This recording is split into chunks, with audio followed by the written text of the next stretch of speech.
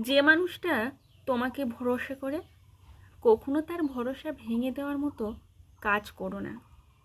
যে তোমাকে চোখ বন্ধ করে বিশ্বাস করে তার প্রতি কখনো বিশ্বাসঘাতকতা করো না।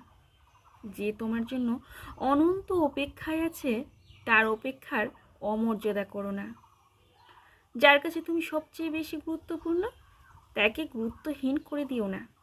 যার কাছে তুমি প্রধান প্রায়োরিটি তাকে কখনো সহজলভ্য ধরে নিও না।